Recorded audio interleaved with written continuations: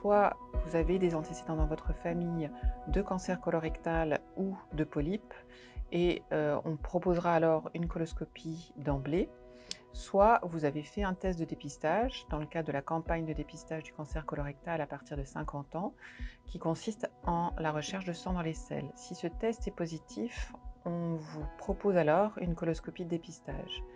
L'intérêt de cette coloscopie est de chercher une lésion de type polype, qui est une lésion précancéreuse que l'on peut détecter et enlever lors de la coloscopie. L'acte permet donc le diagnostic et le traitement.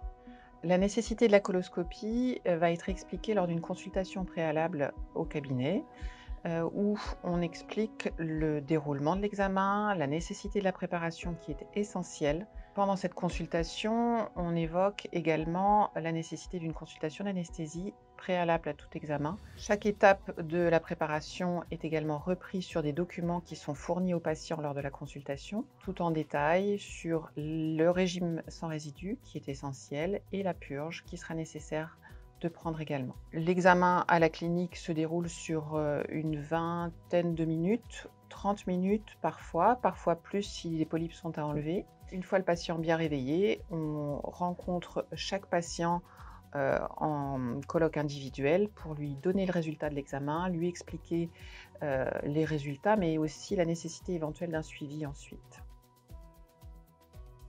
Les patients, quand ils arrivent, ils sont accueillis par la secrétaire qui fait le dossier papier. Et après, une fois qu'elle a fait tout le dossier, elle les envoie en salle d'attente.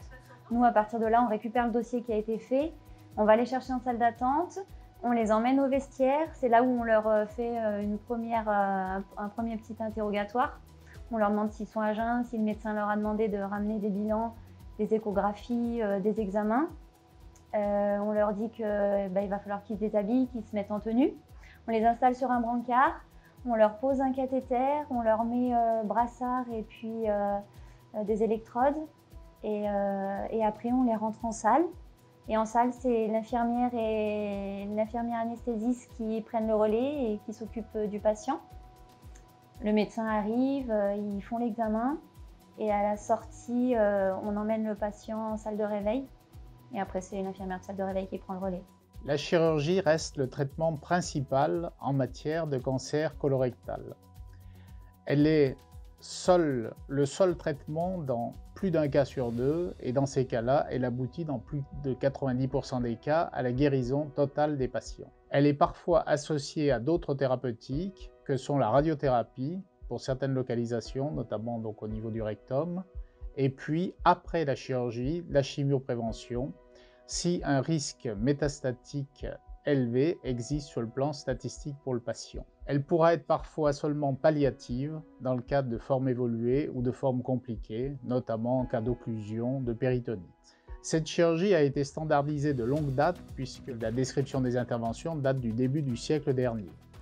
Les améliorations se sont faites vers une moindre agressivité de cette chirurgie, avec une prise en charge anesthésie-réanimation optimisée, avec une chirurgie qui est devenue micro-invasive, avec beaucoup de célioscopie, voire une chirurgie robot-assistée. Et les améliorations actuelles portent également sur une prise en charge préopératoire, péropératoire, post-opératoire spécifique du patient, visant à un rétablissement rapide après l'intervention. Les interventions sont codifiées, les durées opératoires sont qualifiées de moyennes en matière de chirurgie colique. Elles varient en fonction de la localisation de la lésion. En général, il y a nécessité de quelques jours d'hospitalisation complète. À la sortie, un séjour en service de soins et réadaptation peut être proposé, mais n'est pas impératif ni obligatoire.